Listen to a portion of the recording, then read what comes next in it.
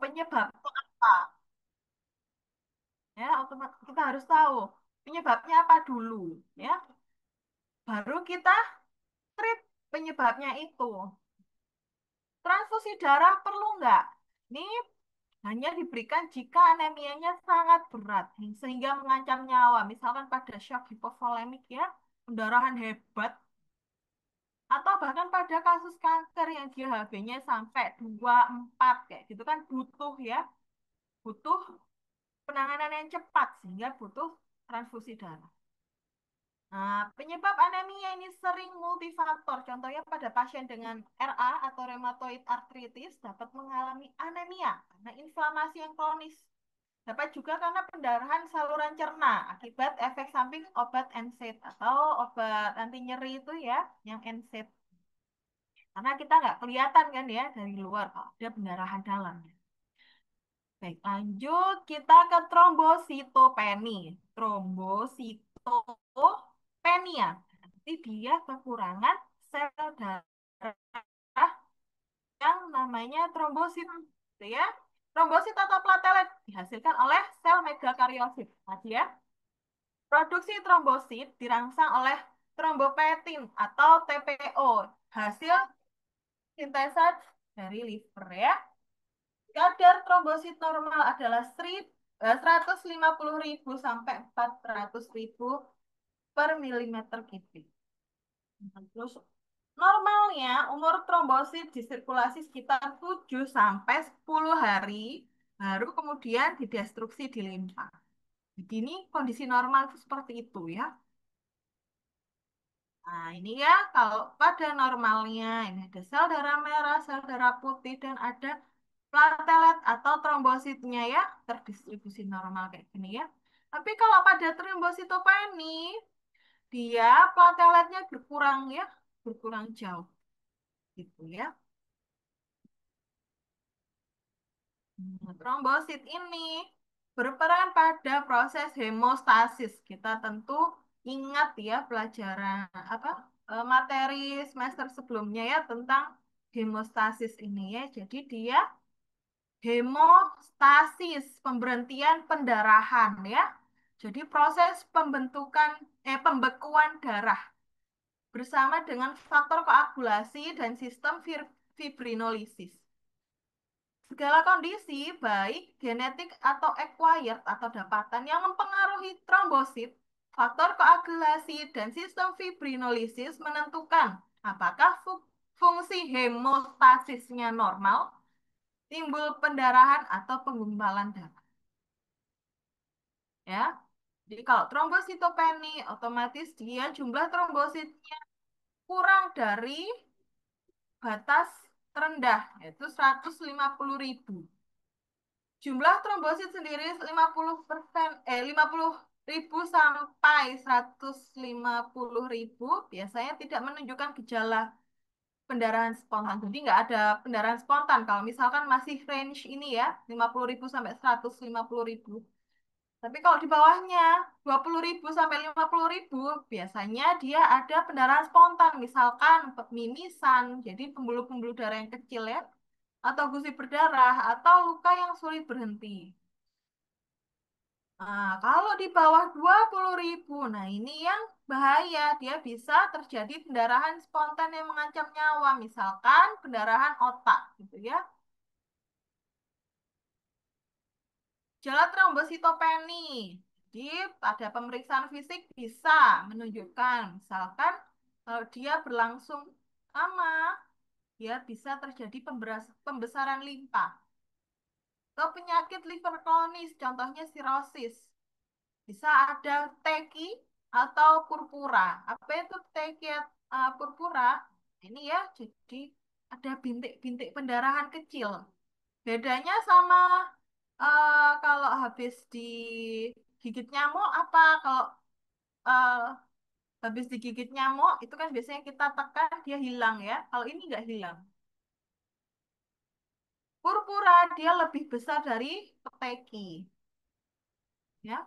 Nih, dia kenapa bisa disebabkan? Yang pertama bisa karena penurunan produksi sumsum tulang atau penyerapan trombosit yang berlebihan, misalkan pada pembesaran limpa splenomegali ya, ya, atau ada destruksi trombosit yang masif ya, yang lebih banyak destruksinya daripada pembentukannya.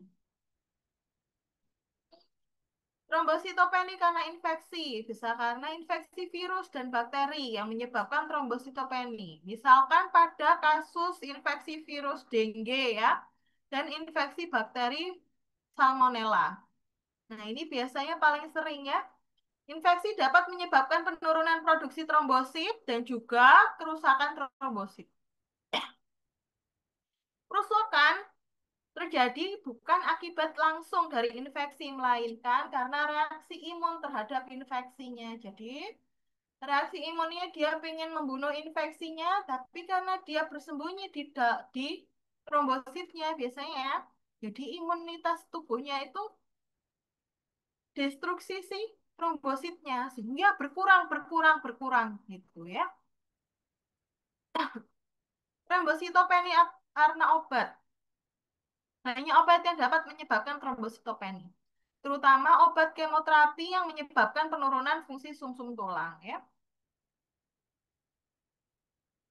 Sekarang kita masuk ke ITP atau immune trombositopenia purpura ya.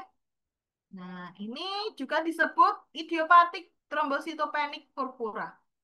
Adalah kondisi yang didapat atau acquired ya, di mana terjadi perusakan trombosit karena reaksi imun dan mungkin juga menghambat pembentukan trombosit oleh megakariosit. Seringnya terjadi pada anak setelah infeksi dan dapat sembuh sendiri atau self-limited. Pada dewasa biasanya menjadi kronis. ITP sekunder disebabkan oleh penyakit autoimun seperti SLE dan infeksi seperti HIV dan hepatitis C. SLE itu Systemic Lupus Erythematosus ya, nanti kita bahas. Gejala umumnya adalah pendarahan kulit dan mukosa. Jadi adanya peteki, ekimosis. Ekimosis itu lebih besar lagi daripada peteki ya. Nanti jadi dia agak timbul ekimosis itu biasanya. Terus pendarahan gusi, pendarahan saluran cerna, pendarahan menstruasi yang banyak dan lama, dan disertai dengan jumlah trombosit yang sangat rendah. Nah, ini ya. Jadi pteki itu yang lebih kecil, purpura lebih besar dari pteki, ekimosis lebih besar lagi dari purpura dan biasanya dia agak menonjol sedikit ya. Penanganan trombositopeni. Nah, otomatis kita harus cari penyebabnya apa dulu. Itulah yang di-treat ya. Nah, sekarang kita masuk ke hemofilia. Jadi hemofilia itu darah tidak membeku secara normal karena kekurangan protein untuk pembekuan darah ya. Jadi dia nggak bisa membeku. Kalau normalnya kan dia bisa membeku ya. Ini ya. Nah, ini dia. Proses pembekuan darah itu dia ada intrinsic pathway dan extrinsic pathway ya. Nah, kalau hemofilia ini masalahnya dia kekurangan faktor koagulasi ya. Ini bisa kekurangan faktor 11, 9 atau bahkan yang 8. Jadi dia hemofilia ini penyakit genetik X-linked resesif. Jadi dia nempel di X. Dan kita tahu ya, kalau perempuan itu biasanya XX, laki-laki itu XY, ya kan? Nah, itu ya. Karena mutase faktor koagulasi 8 atau hemofilia A atau faktor koagulasi 9 atau hemofilia B. Terjadi pada 1 sampai 10.000 laki-laki. Berapa laki-laki? Karena kalau wanita dia pasti asimptomatis atau enggak keluar. Karena kan wanita XX ya, sedangkan dia X-linked resesif. Jadi kalau misalkan dia misalkan XR ya gitu ya, kalau perempuannya jadi XRX. Kalau laki-laki kan otomatis XRY kan, jadi akan keluar. kan kelihatan gitu. Nah, jadinya dia mesti di ada laki-laki ya. Kalau yang perempuan biasanya asimptomatik ya karena dia resesif. Nah, 80% dari hemofilia adalah biasanya hemofilia A. Tapi tidak ada perbedaan gejala klinis antara hemofilia A dan hemofilia B.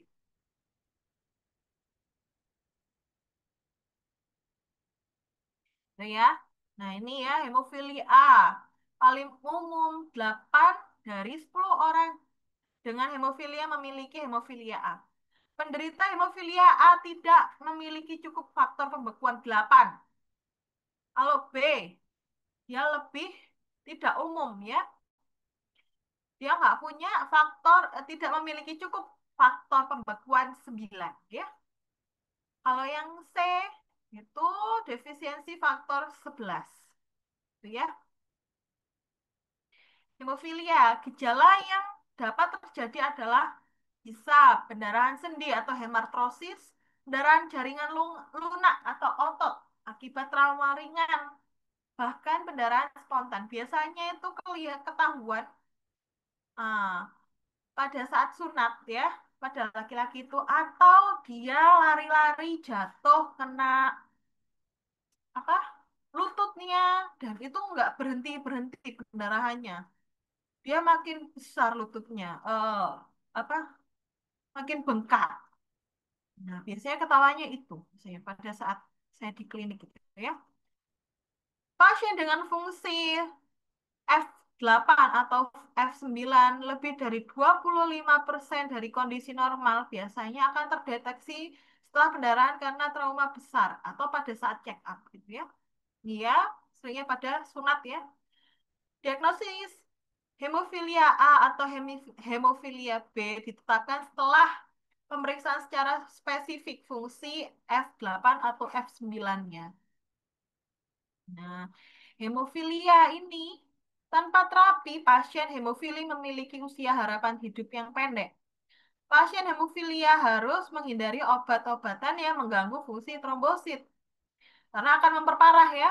Terus pengobatan saat ini adalah dengan injeksi faktor 8 atau faktor 9 ya.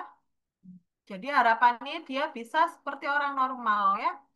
Dia bisa clotting kalau ada pendarahan ya. Kalau misalkan normal kan gini ya, nanti clotting dia tidak ada pendarahan lagi. Tapi kalau pada hemofilia, pembuluh darahnya dia luka, untuk menutupnya itu sulit ya. Jadi dia ngecas terus. Gitu ya, ya. Karena SLE atau Systemic Lupus Erythematosus. Nah, ini adalah penyakit autoimun di mana organ dan sel mengalami kerusakan akibat autoantibodi dan kompleks imun. Jadi dirinya sendiri melawan dirinya sendiri. Kenapa? Nah, ini dia sampai sekarang penyebab pastinya belum diketahui ya.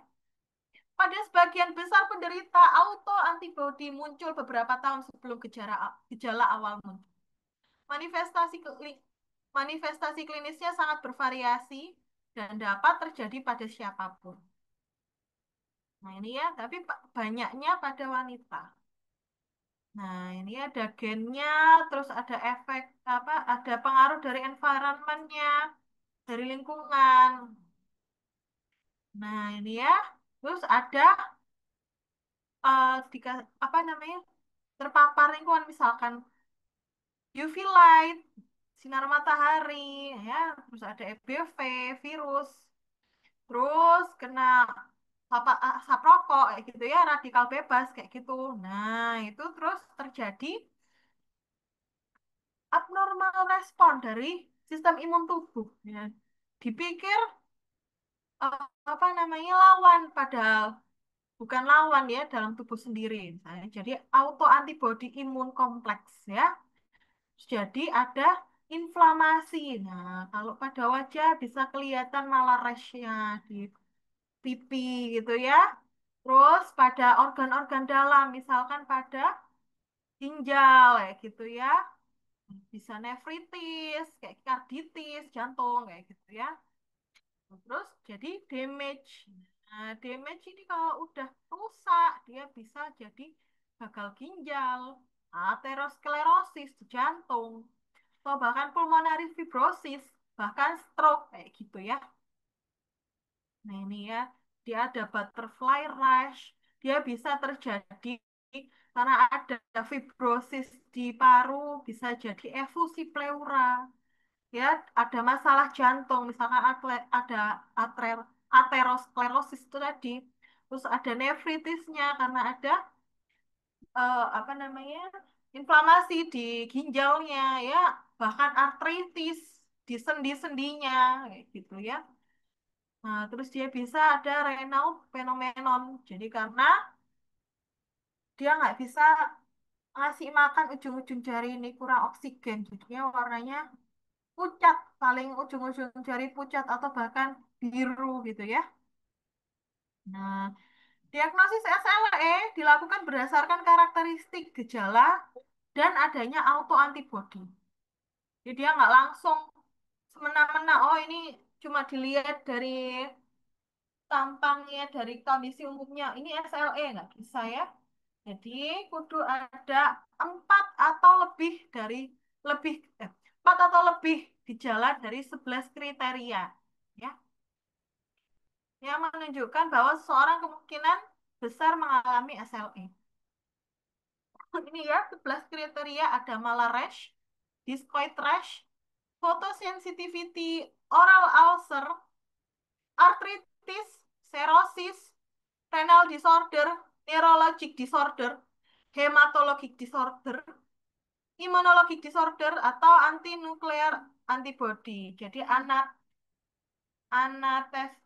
antibody anaknya naik gitu ya. Nah, ini ya contohnya malah rash ya di wajah. Ini ya. Discoid trust dia seperti koin discoid ya. Bulat begini. Nah, ini adalah alur diagnosis dan inisial terapi dari SLE.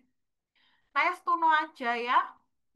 Iya, nanti dites nggak bisa semena-mena langsung gitu ya. Cuma dari pemeriksaan awal sama wawancara nggak bisa langsung ya. Nah, ini ya salah satu klinikal manifestasi SLE banyak sekali. Kalau muskuloskeletal biasanya paling sering ada atralgia atau mialgia, jadi ngilu-ngilu sendi ya, nyeri, terus kutaneus pada kulit, fotosensitivity, ada rash ya, atau hematologi biasanya banyaknya anemia ya. Terus dia juga bisa kognitif disorder pada jantung. Dia seringnya ada perikarditis atau efusi. Renal, dia ada proteinuri. Gastrointestinal, dia non spesifik ya. Abnormal liver enzyme biasanya naik ya. Gitu ya. Jadi SLE ini tidak ada sembuh ya. Jadi dia nggak bisa sembuh, tapi bisa remisi atau hilang gejala. Tapi remisi total atau hilang gejala total dan menetap yang lama itu sangat jarang. Makanya kenapa dia butuh terapi. Terapinya gunanya untuk mengurangi gejala akut, menekan gejala hingga semaksimal mungkin yang dapat diterima, dan mencegah kerusakan organ lebih lanjut ya. Intinya dia agar quality of life-nya bagus ya. Terus pemilihan terapi bergantung pada apa? Kita lihat apakah gejala penyakit yang mengancam jiwa atau menyebabkan kerusakan organ. Apakah dia manifestasi gejalanya bisa reversible? Atau bagaimana pendekatan terbaik untuk mencegah komplikasi penyakit dan efek samping pengobatan? Ya, dia survival rate-nya, dia sebenarnya bisa sampai 20 tahun ya, asal dia disiplin ya. Nah, prognosis jelek 50% di 10 tahun. Jika pada saat diagnosis ada peningkatan serum kreatinin hingga lebih dari 1,4 miligram per desiliter. Atau dia juga disertai hipertensi, atau dia juga ada sindrom nefrotik. atau dia ada HB-nya kurang dari 12 ya. Nah, seringnya penyebab kematian pada 10 tahun pertama komplikasi sistemik, ada atau ada gagal ginjal atau bahkan disertai infeksi gitu ya. Nah, dia jadi 1000-an lupus. Karena dia sistemik, kita nggak bisa lihat dari satu dua sistem aja ya. Sekarang masuk garis ya. Jadi psoriasis vulgaris ini adalah suatu penyakit kulit yang kronis, di mana sel kulit tumbuh.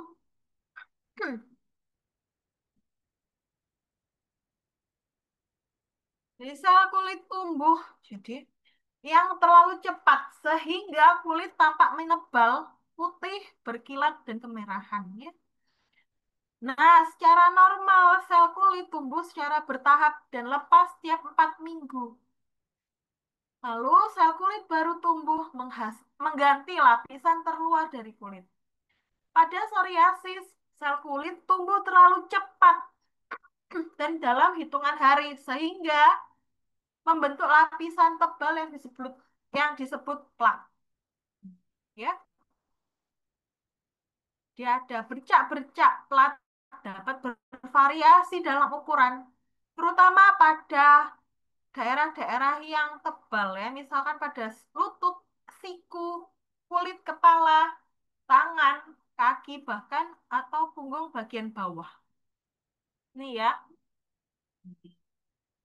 psoriasis ya bisa di lutut, bahkan perut bagian bawah ya, punggung, siku. Etiologinya belum diketahui. Faktor genetik berperan. Jadi sekitar 50% pasien ada riwayat keluarga dengan psoriasis. Juga karena adanya hiperreaktivitas dari sistem imun. Jadi sel T menyerang kulit sehat sehingga terjadi peningkatan produksi sel kulit. Sel kulit lalu menjadi tebal dan bersisik. Hal yang dapat memperparah gejala meliputi udara, ada infeksi, stres, dan kulit yang kering. Nah, karena kita tahu ya ini tadi diduganya karena hiperaktivitas dari sistem imun, otomatis psoriasis ini bukan penyakit yang menular, ya. Sehingga dapat disimpulkan kalau psoriasis vulgaris ini tidak bisa sembuh ya, tapi dia ada remisi. Remisi itu tidak bergejala seperti sehingga ini pengobatannya ada topik dioleskan pada kulit bisa dengan pelembab yang mengandung salisilik acid, lactic acid, urea, dan glycolic acid. Atau oral untuk pengobatan sistem fototerapi gitu ya. Baik, terima kasih. Ini ada yang mau didiskusikan atau ada yang ditanyakan soal ini? Ini ya Renault fenomenanya biru di ujung-ujung jari. Nah, baik. Atau jelas? Kalau jelas, mari kita kerjakan post test ya.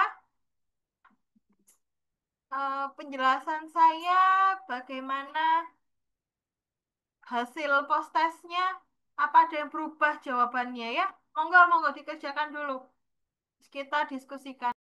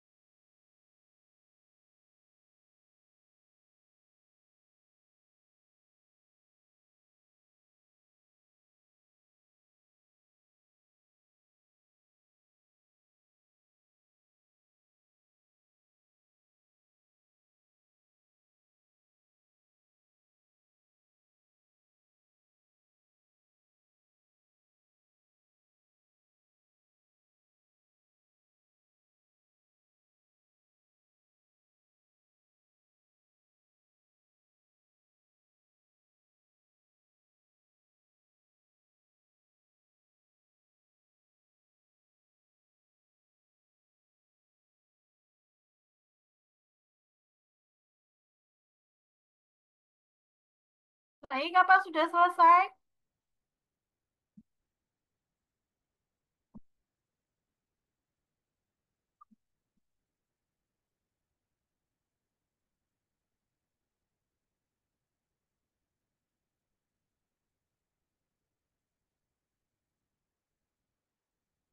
Udah, Dok. Oke, oke kita bahas ya. Bentar. Hmm, kan. Nomor satu, kadar eritrosit atau sel darah merah yang normal adalah 5.000 per milimeter kubik. Benar atau salah? Salah. Ah, salah. Salah. Yang benar berapa? 5 juta ya. 5 juta. Oke, seseorang dikatakan mengalami anemia jika jumlah sel darah lebih rendah atau normal atau kadar Salah. hemoglobin melebihi normal.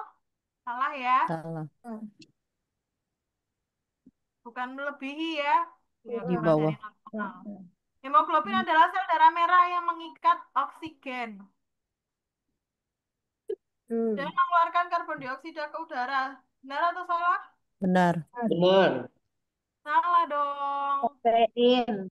Hemoglobin itu protein yang ada di sel darah Sel. merah ya, bukan sel darahnya ya. Oh, nomor tiga salah ya, Dok.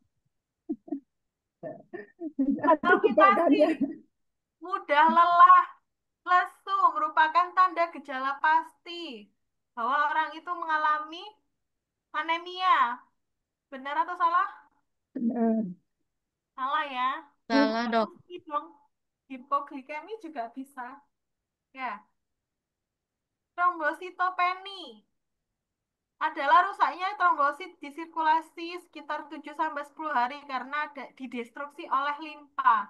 Salah. Salah ya, karena ini normalnya ya. Normalnya segini. Kalau misalkan kurang dari itu, bisa jadi trombositopenia. Ya. Perbedaan antara trombositopeni dan hemofilia adalah kepekatan darahnya. Benar Salah. atau salah ya? Perbedaannya apa? Yang satu kurang apa, trombosit, yang satu kurang Kurang tepu. Faktor faktor pembeku. pembekuan darah ya. Ya, Pembekuan darah. faktor 8 sama 9 ya. Oke, SLE adalah gangguan sistem localized erythematosus yang bisa sembuh sempurna dengan penata laksaan yang penata laksanaan Salah. Salah. salah ya. Salah, Dok. Ya, bukan localized, Hmm. tapi sistem ya. Jadi menyeluruh ya. Nah, penyakit SLE merupakan penyakit genetik diturunkan atau salah?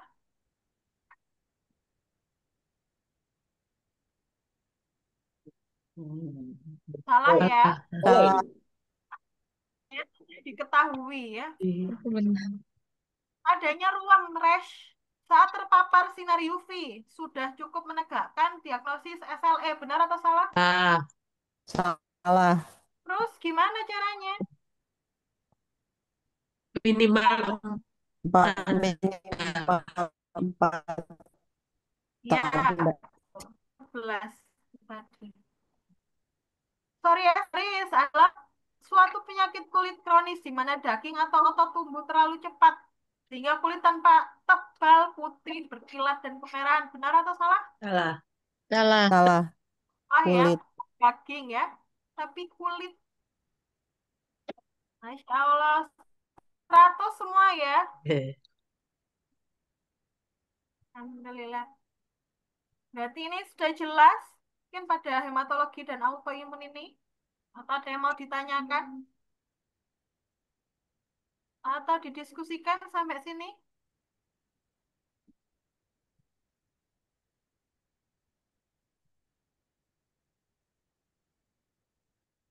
Jelas ya berarti ya? Ya, jelas, Hmm. Dok.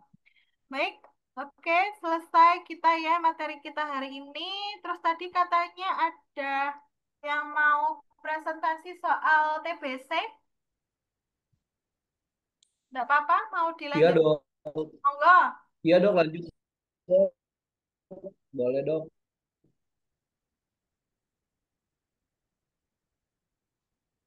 Bu Wardah izin Bu.